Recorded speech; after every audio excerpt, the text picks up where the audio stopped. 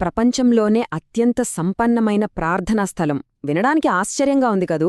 అవునండి, ఈరోజు మనం అధికారికంగా రికార్డులకెక్కిన ఆ మహా అద్భుతం గురించి, ప్రపంచాన్ని మొత్తం ఆలోచనలో పడేసిన ఒక అంతు చిక్కని రహస్యం గురించి తెలుసుకోబోతున్నాం. అసలా గుడిలో ఏముంది, ఎందుకంత మిస్టరీ? పదండి, లోపలికి వెళ్ళి చూద్దాం. 5,00,000 కోట్ల రూపాయలు. ఒక్కసారి ఊహించుకోండి, అసలీ నంబర్ ఎంత పెద్దదో కదా. ఆలయం కింద ఉన్న చీకటి నేల మాళిగల్లో బయటపడిన సంపద అంచనా ఇది. ఒక్కసారిగా ప్రపంచం మొత్తం ఈ చారిత్రక ప్రదేశం వైపు ఎందుకు తిరిగిందో చెప్పడానికి ఈ ఒక్క లెక్క చాలు. అక్షరాలా కళ్ళు చెదిరిపోయే నిధిది. అయితే ఇక్కడ అందరి మదిలో మెదిలే ఒకే ఒక్క ప్రశ్న, ప్రపంచంలోనే అత్యంత భారీ భద్రత ఉన్న ఆ ఒక్క తలుపు వెనుక అసలు ఏముంది? ఛేదించబడని ఆ 6వ గది రహస్యం గురించి మాట్లాడుకునే ముందు ఒక్క నిమిషం అసలు ఈ ఆలయం ఎలా పుట్టిందో మనం తెలుసుకోవాలి. ఎందుకంటే ఆ గది మిస్టరీ అర్థం కావాలంటే మనం ముందుగా కాస్త చరిత్రలోకి వెళ్లాల్సిందే. ముందుగా ఈ ఊరి పేరును గమనించారా? కేరళ రాజధాని తిరువనంతపురం. ఆ పేరెక్కడ్నించొచ్చిందంటే సాక్షాత్తు ఆ అనంతపద్మనాభస్వామి పేరుమీదుగానే ఆ నగరానికి ఆ పేరు స్థిరపడిపోయింది. శ్రీ అనంతపద్మనాభుని పవిత్ర నగరం అని దాని అర్థం. యోగనిద్రలో అంటే అనంతశయన రూపంలో ఉన్న శ్రీమహావిష్ణువే ఈ విశిష్టమైన పేరుకు మూలమనమాట. ఇక ఈ ఆలయం ఎలా రూపుదిద్దుకుందో ఒక్కసారి చూస్తే 8వ శతాబ్దంలోనే దీనికి పునాదులు పడ్డాయి. ఆ తర్వాత 16వ శతాబ్దం నాటికి అద్భుతమైన గోపుర నిర్మాణం, 18వ శతాబ్దంలో మార్తాండవర్మ మహారాజు కాలంలో భారీ పునర్నిర్మాణం జరిగాయి. ఆ తర్వాత కట్ చేస్తే ఏకంగా 2011లో రహస్య నేల మాళికలను తెరవాలని సుప్రీంకోర్టు ఆదేశించడం, 2020లో ఆలయ నిర్వహణపై తీర్పు రావడం జరిగాయి. అంటే ఒక ప్రాచీన ఆధ్యాత్మిక కేంద్రం ఈనాటి ఆధునిక కాలంలో ఒక అద్భుతమైన పురావస్తు, న్యాయపరమైన ఆకర్షణగా ఎలా మారిందో ఈ చారిత్రక ప్రయాణం మనకు స్పష్టంగా చెప్తోంది కదూ. ఇక్కడ మరో ఆశ్చర్యకరమైన విషయమేంటంటే స్వామివారి మూల విరాటు పరిమాణం. విగ్రహం ఎంత భారీగా ఉంటుందంటే మీరు ఏ గుడిలోనైనా దేవుణ్ణి ఒకే ద్వారం నుంచి చూస్తారు కదా, కాని ఇక్కడ అలా కుదరదు. మొదటి ద్వారం నుంచి స్వామివారి శిరస్సు, ఆ పక్కనే ఉన్న శివలింగం కనిపిస్తాయి.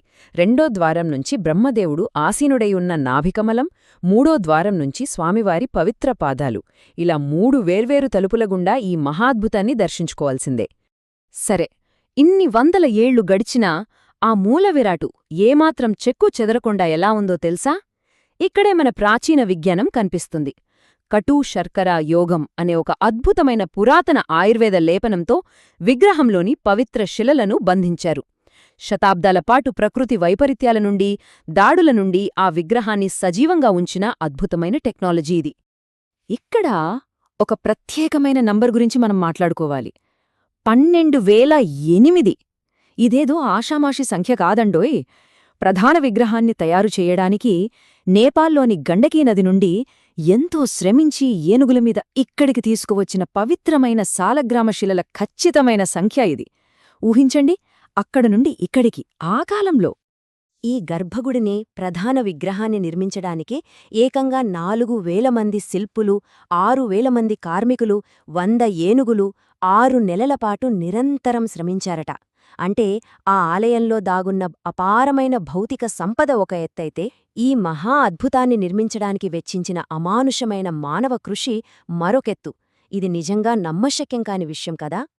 ఇప్పుడు అసలు ఈ ఆలయం వెనక ఉన్న ఒక అందమైన పురాణ కథను విందాం. స్థల పురాణం ప్రకారం దివాకరముని అనే గొప్ప ఋషి దగ్గర ఒక అల్లరి బాలుడుండేవాడట. ముని ఆ కుర్రాడి అల్లరిని ఎంతో ఓపికగా భరించేవాడు. కాని ఒకరోజు ఆ బాలుడు ముని అత్యంత భక్తితో పూజించే పవిత్రమైన సాలగ్రామాన్ని తీసుకుని నోట్లో పెట్టుకున్నాడట. దాంతో కోపం పట్టలేక ఆ ముని గట్టిగా మందలించాడు. ముని అలా తిట్టాడో లేదో ఆ బాలుడు నన్ను చూడాలనుకుంటే అనంతకాడుకు రా అని చెప్పి అక్కడికక్కడే మాయమైపోయాడు. అప్పుడు కాని ఆ మునికి తను అన్న మాటలకి ఎంత పొరపాటు జరిగిందో అర్థం కాలేదు. తనతో ఆడుకున్న ఆ బాలుడు సాక్షాత్తు ఆ శ్రీమహావిష్ణువే అని అప్పుడు తెలుసుకున్నాడు. ఇంకేముంది, ఆ ముని ప్రాణాలను అరచేతిలో పెట్టుకొని ఆ బాలుణ్ణి వెతుక్కుంటూ అనంతకాడు అనే అడవిలోకి పరుగెత్తాడు. అక్కడ బాలుడు ఒక పెద్ద ఇప్పచెట్టులో మాయమైపోయాడు. ఆ వెంటనే ఆ చెట్టు నేలకూలి ఏకంగా 5 కిలోమీటర్ల పొడవైన భారీ విగ్రహరూపంలోకి మారిపోయిందట. అంత పెద్ద విగ్రహాన్ని పూజించడం తన వల్ల కాదని, దయచేసి పరిమాణం తగ్గాలని ఆ ముని వేడుకోవడంతో స్వామి చిన్న రూపంలోకి వచ్చాడని చెబుతారు. 108 వైష్ణవ దివ్యదేశాలలో ఇది ఎందుకు అంత పవిత్రమైనదో చెప్పడానికి ఈ పౌరాణిక ఘట్టమే నిదర్శనం. సరే, పురాణాల నుండి ఒక్కసారిగా మన ఆధునిక వాస్తవంలోకొద్దాం. 2011లో టీపీ సుందరరాజన్ అనే న్యాయవాది వేసిన ఒక పిటీషన్తో సుప్రీంకోర్టు సంచలన నిర్ణయం తీసుకుంది. ఆలయంలో దశాబ్దాలుగా మూసి ఉన్న రహస్య నేలమాళిగల్లోని సంపదను లెక్కించాలని ఆదేశించింది. ఇక్కడ నుంచే చూడండి, ప్రపంచం ఊహించని అసలు అన్వేషణ, అసలు ఉత్కంఠ మొదలైంది. ఒక్కసారి తలుపులు తెరిచాక ఏం జరిగిందో తెలుసా? మట్టి, రాగి పాత్రలలో దాచిపెట్టిన అపారమైన నిధులను, ఆ అనంతమైన సంపదను కేవలం ఆ నేలమాళిగల నుండి భౌతికంగా బయటకు తీసుకురావడానికే రాత్రింబవ్వళ్లు కష్టపడితే అక్షరాల 12 రోజుల సమయం పట్టింది. ఆ నిధుల పరిమాణం ఎంత భారీగా ఉందో దీన్ని బట్టే మనం అర్థం చేసుకోవచ్చు. మొత్తం 6 గదులు ఉంటే అందులో 5 తెరిచారు. అప్పుడు వెలుగు చూసిన సంపద ఎలాంటిదో తెలుసా? వాల్ట్ ఏలో లెక్కలేనన్ని బంగారు నాణేలు, కళ్ళు చెదిరే వజ్రాలు, 340 బంగారు పాత్రలు బయటపడ్డాయి. అలాగే సి నుంచి ఎఫ్ వరకు ఉన్న గదులలో పురాతన ఈస్టిండియా నాణేలు, ఏకంగా నెపోలియన్ కాలం నాటి నాణేలు, బంగారు కొబ్బరికాయలు దొరికాయి. అంటే ఆలోచించండి, ఆ కాలంలోనే ఈ ఆలయానికి ప్రపంచ వాణిజ్యంతో ఎలాంటి అద్భుతమైన సంబంధాలు ఉండేవో ఈ నాణేలు ప్రత్యక్షంగా చెబుతున్నాయి. ఇక్కడ మనం ఒక ముఖ్యమైన చారిత్రక వాస్తవాన్ని గమనించాలి. ఇంతటి అపూర్వమైన ఊహకందని సంపద వెలుగులోకి రావడంతో దీని నిర్వహణ కోసం 2020లో సుప్రీంకోర్టు కీలకమైన తీర్పుచ్చింది. ప్రధాన పరిపాలనా వ్యవహారాల నుండి ట్రావెన్కోర్ రాజుకుటుంబానికి మినహాయింపునిస్తూ అత్యంత పారదర్శకమైన కొత్త పాలనా వ్యవస్థను ఏర్పాటు చేసింది. సరే, 5 గదులు తెరిచారు. అక్షరాల లక్షల కోట్ల సంపద బయటపడింది. బాగానే ఉంది. కానీ ఆ 6వ గది, ఆ వాల్ట్ బి సంగతేంటి? అసలు ఆ తలుపు వెనుకున్న భయంకరమైన రహస్యమేమిటి? ఇప్పుడు మన దృష్టిని ప్రపంచం మొత్తం భయంతో చూస్తున్న ఆ భరతక్కోన్ కల్లర వైపు మళ్ళిద్దాం. అసలు మిస్టరీ అంతా ఇక్కడే ఉందండోయ్. ఈ వాల్ట్ బీకి మామూలు తాళాలు, గొళ్ళాళ్ళు ఏమీ లేవు. ఇది ప్రాచీన నాగబంధమనే అత్యంత భయంకరమైన మంత్రవిద్యతో లాక్ చేయబడిందని చరిత్ర చెబుతోంది.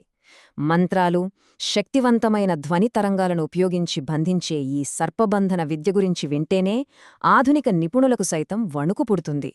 పరిశోధకులు ఆ 6వ గదిలోకి వెళ్లడానికి ప్రయత్నించినప్పుడు ఏం జరిగిందంటే, వాళ్లు మొదటి లోహపు గ్రిల్లును, ఆ తర్వాత ఉన్న గట్టి చెక్క తలుపును ఎలాగోలా దాటేశారు.